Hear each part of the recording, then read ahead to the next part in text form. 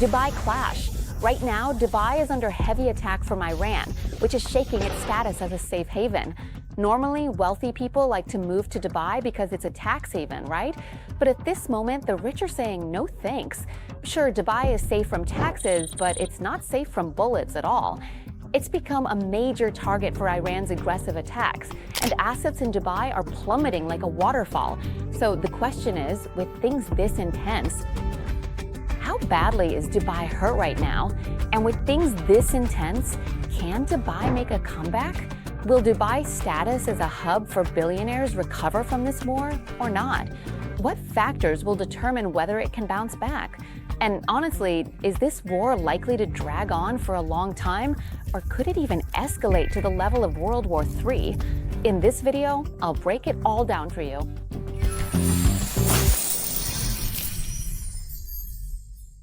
You can support the Dubai video content from the Psy Money Monster channel by scanning this QR code. Or supporting the Psy Money Monster channel is super easy. Just hit like, share, or leave a comment to chat and interact. You can also save the video to watch later, but what I'd love most is if you'd subscribe to the channel. If you've already subscribed, no need to do it again. If you haven't, just one click is enough. Thank you so much. Dubai is a major target for attacks in the UAE. Honestly, when the bombs hit, investors left. The DSM index, or Dubai Financial Market, fell 30% in 2 weeks after the attacks. That 30% was nearly all of last year's returns, gone in 2 weeks. This was because Iran made it clear that the banking business, or anything related to the United States and Israel in Dubai, would become a target for attacks. So how hard has Iran hit the UAE with its missile project? There have already been 268 ballistic missiles launched, 16 cruise missiles, and more than 1,500 attack drones. Normally, the streets of Dubai would be lined with supercars like Lamborghinis parked on every corner, but that's not the case anymore. Now, instead of those supercars, what you see are drone wreckages that have crashed down. The main targets being hit right now are airports, skyscrapers, financial hubs, and especially banks and headquarters. Over the past 10 years or so, major bank branches and headquarters have been flocking to set up shop in Dubai. According to the latest data, there are now as many as 290 banks in Dubai. There are also another 120 wealth management firms and around 500 other companies. With so many financial institutions setting up in Dubai, it's really not surprising. Dubai is the financial heart of the peninsula, a major hub for massive financial flows. That's why everyone has been establishing their big banks here, right? No one ever thought the day would come when these major banks, Citibank, Standard Chartered, they've all evacuated their staff. HSBC has announced a temporary branch closure. All the other financial institutions and companies have also announced temporary closures. The military attack from Iran on Dubai has made investors see Dubai as no longer being a safe haven. The term safe haven actually comes from saving on taxes. Dubai is still a tax haven, sure, but it can't save you from bullets. So now, foreign investors who are buyers, who are the main investors in Dubai real estate, have either slowed down or, in large groups, pulled their money out. That's why Dubai property prices have dropped sharply right now. If you ask whether this drop is because of geopolitics, because bullets landed in Dubai, the answer is yes, that's part of it. The FM index plunged hard, down 30% in just 2 weeks. But is that the only reason? I can tell you it's not just that. The bullets are one thing, but before that, Dubai had already shown signs of a real estate bubble between 2022 and 2025. Housing prices in Dubai had gone up by 5%, 6%, even 10%. Analysts had already been talking about how Dubai's real estate market was oversupplied even before the war started. Then the war just made the bubble burst even more dramatically. So right now, if anyone is looking at Dubai assets like the DFM and sees that the DFM has dropped, a 30% drop, This is Dubai real estate we're talking about, and it's fallen this much? Or is this like a summer sale? Should we be jumping in to buy? Hold on a second, darling. When assets drop like this, there's always a reason. Some people say you should be brave when others are scared. Should you scoop it up now? Or if everyone else is scared, should we be scared too? Things like that. We might need to answer a few questions first. The first question we should answer is about the financial heart of Dubai. How is it affected by the war? Will it come back? Or, to look at it from another angle, will the money that flowed out of Dubai during the war return if the war stops? So let's try to answer this roughly. Where does the money flowing into Dubai actually come from? I'm going to break down Dubai's GDP for you to show which sectors contribute to it. The first and largest portion, 26% of Dubai's GDP, comes from. And for companies in Dubai to have such massive capital, it doesn't always come from trading goods, services, or products. Sometimes it comes from trading and making profits in the stock market, which is why Dubai's market has boomed so much from trading. Next, money flows into Dubai from real estate, which accounts for 8% of the GDP. Where does this come from? It comes from ultra-rich individuals or billionaires from around the world who prefer to move there to live in Dubai because of the tax benefits and other advantages.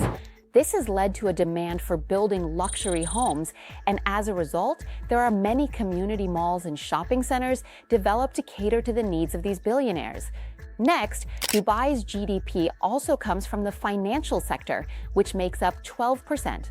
If you ask where Dubai's financial sector growth comes from, it's also from the ultra-rich or billionaires who have migrated to Dubai in large numbers. It's the same here. When the ultra-rich migrate here, they often come as entire families, and when they move, they bring massive amounts of money with them. So there are financial institutions set up to manage these funds, like wealth management companies.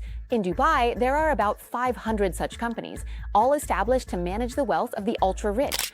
Next, Dubai's income also comes from tourism, which accounts for 12% of its GDP.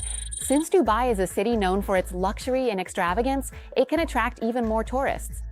And if there are more tourists, it allows for the development of more public facilities and shopping malls.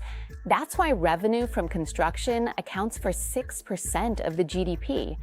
So when you have malls, infrastructure, and all these luxurious things, the fancy hotels serve both tourists and the ultra-wealthy who've migrated here. And finally, there's oil. Oil actually only accounts for a mere 2% of the total GDP. That's why Dubai's economy is quite different from those of other oil exporting countries in the Middle East. You'll notice that Dubai only relies on selling domestic resources, specifically referring to its oil reserves, for just 2% of its GDP. The vast majority of the rest depends on something else entirely.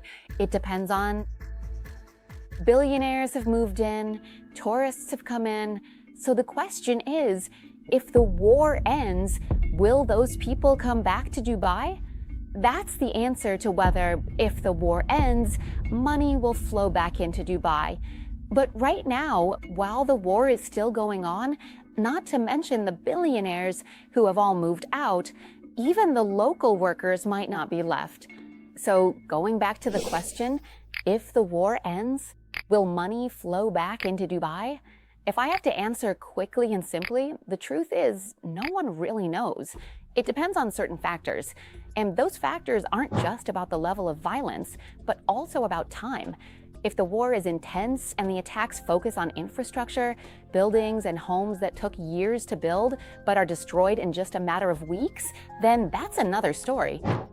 It takes a long time to build these things, but they can be destroyed in just a few weeks. And getting them back won't be quick, that's for sure. If the violence is so severe that even the local workers leave and migrate elsewhere, then when it's time to rebuild, having just money isn't enough. You need people, you need workers. And if they're not there, rebuilding won't happen quickly.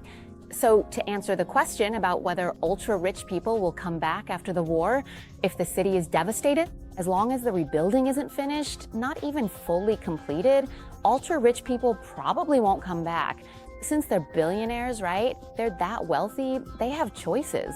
they'd probably choose areas that are more comfortable, in better condition, and safer than this. Maybe they'll come back, but it won't be anytime soon. But this isn't a definite conclusion. Who knows? Dubai might recover after all.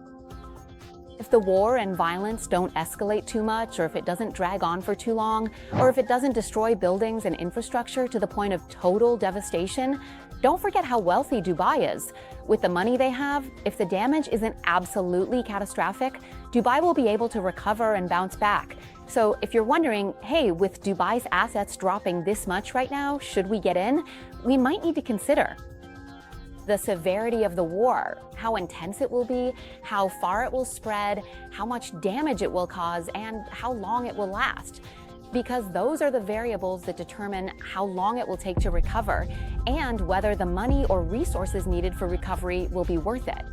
Listening up to this point, some people might be like, okay, I get the war part now, I kind of understand, but I'm also a bit curious, like, hey, why? Why is Dubai considered the safe haven of the world? Why do ultra-wealthy people love it and want to move to Dubai?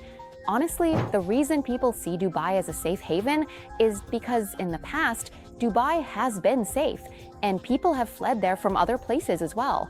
From 2022 to 2025, one of the reasons Dubai became the world's money shelter is because a certain amount of money fled there due to the Russia-Ukraine war. Or even before that, it was about cryptocurrency, right? There's money from crypto investments and all sorts of things. Crypto moguls, when they can't stay elsewhere because of laws or whatever, end up settling down in Dubai. Chinese investors, for example, face pretty high taxes in China. So when they make a lot of money, they move it to Dubai. European billionaires do the same. Inheritance taxes aren't exactly light either. And more importantly, in Europe, ever since the Russia-Ukraine war started, the European economy has been gradually slowing down, right? So European billionaires are also moving to Dubai. The main factors drawing money into Dubai are the tax benefits. In Dubai, there's no property tax, no household tax, and no capital gains tax. Whatever returns you make on your investments, the profit is all yours. You don't have to pay tax on it. Or if you buy a house in Dubai, you can get a golden visa right away. The golden visa means you have the right to stay in Dubai long term, 5 years, 10 years, and you can keep renewing it. The important thing is you can bring your family too. You can run a business, own a company, and the taxes are basically zero or almost zero. So at this point, people start to think, wow, Dubai is actually really interesting. Even if there wasn't this war, the country would still be very appealing, right? So I'm curious too, and about this war that's going on right now, does it have a chance of getting bigger? Could it turn into something as big as World War III, like some channels or people have talked about? Well, anything's possible. There's a chance it could escalate and get more intense, or maybe it won't. Because honestly, if you look at each country in the world, do they even want to have a war? Probably not.